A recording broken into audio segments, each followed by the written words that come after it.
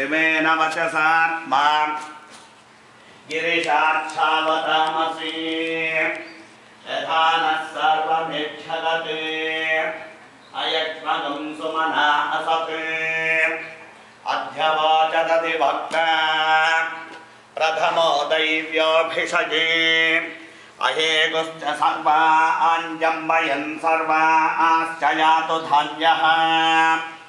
असव्यस्ताम्र अर्णवुतबद्धः सुमङ्गलः एते मागं रुद्रा अपितो दिक्षो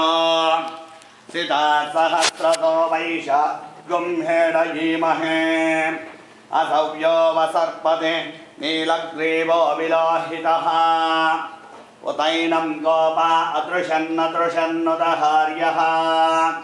उतैनं विश्वभूतानि सदृष्टा मृडयातिनः नमो अस्तु नीलग्रीवाय सहस्राक्षाय मीडुषे